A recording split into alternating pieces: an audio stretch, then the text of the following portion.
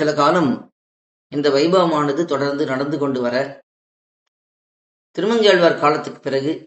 கலி தோஷத்தினாலே இந்த நிகழ்வுகள் எல்லாம் அப்படியே குறைந்து விட்டன. ஆழ்வார்கள் பாசுரங்களும் கொஞ்சம் கொஞ்சமாக வழக்கில் இல்லாமல் போய்விட்டது. அதற்கு பிறகு ஸ்ரீமன் நாதமுனிகள் காலத்திலே அவர் காட்டுமன்னார் கோயிலிலே கைங்கரியம் பண்ணி கொண்டிருக்கும் பொழுது நம்மாழ்வாருடைய பாசுரங்களை பற்றி கேள்விப்பட்டு உடனே ஆழ்வார் திருநகரிக்கு சென்று அங்கே மதுர்கவி ஆழ்வார் சம்பந்தத்தை பெற்ற அந்த குலத்திலே வந்த ஸ்ரீ பராங்குஷ தாசர் என்றவரை சந்தித்து அவரிடத்திலே நம்மாழ்வார் பாசுரங்களை பற்றி கேட்க, அவர்களுக்கு அந்த பாசுரங்கள் அங்கே தெரியாமல்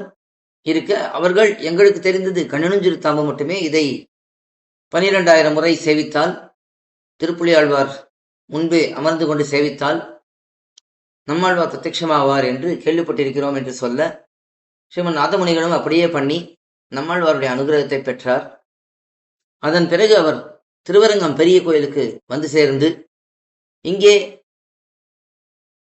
நம்பெருமானிடத்திலே மீண்டும் பிரார்த்தித்து இந்த உற்சவத்தை தொடர்ந்து நடத்த வேண்டும் என்று கேட்க,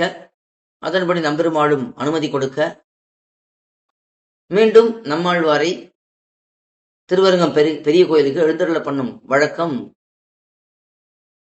தொடர்ந்து நடைபெற்றது. இது சில காலம் இப்படியே போய்கொண்டிருக்கும் பொழுது, அந்த சமயத்திலே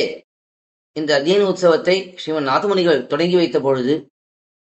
நம்மாழ்வாருடைய பாசுரங்கள் மட்டுமில்லாமல் மற்றுமுண்டான ஆழ்வார்களுடைய பாசுரங்களையும் நம்பெருமாள் கேட்டருள வேணும் என்று பிரார்த்தித்து அப்படியே செய்து கொடுக்க, இந்த உற்சவம்